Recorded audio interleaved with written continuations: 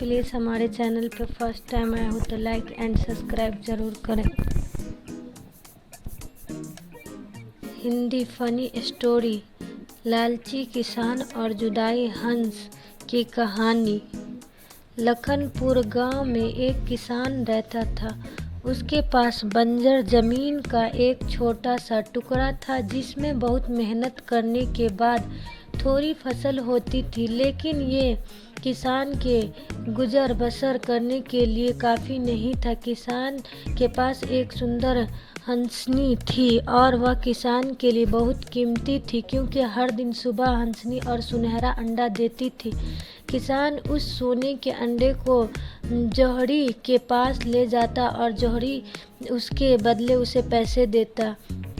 जिंदगी मज़े से कट रही थी, लेकिन किसान बहुत लालची था। वह हमेशा सोचता कि हंसनी रोज केवल एक ही अंडा देती है, इस तरह से तो मैं कभी अमीर नहीं बन पाऊंगा। उसने सोचा क्यों ना इसको मारकर इसके पेट से सारे अंडे निकाल लूं, इस तरह से मैं रात रात अमीर बन जाऊंगा। सारी रात इसी सपने में वो मगन था। उसकी बुद्धि फिर गई। सुबह वह अपनी दराती लेकर हंसनी के पास गया और गर्दन पकड़कर उसका गला काट दिया। हंसनी तड़प के मर गई। अब किसान ने उसका पेट फाड़ा तो देखा उसमें कुछ नहीं है।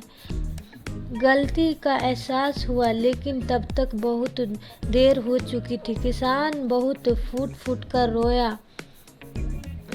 कहानी से सीख बच्चों, एक कहावत है कि लालच बहुत बुरी बला है, यह अक्सर हमारा नुकसान ही कराती है। किसान की तरह यह एक किसान की कहानी है जो एक गांव में अपनी पत्नी के साथ रहता था। उनके पास एक छोटी सी ज़मीन थी जहां वे सब्जियों की खेती करते थे और उन सब्जियों को बाजार में बेच देते थे। गांव में एक सरोवर के पास गांव के लोग को मछली और सरोवर किनारे में आम चढ़ने के लिए।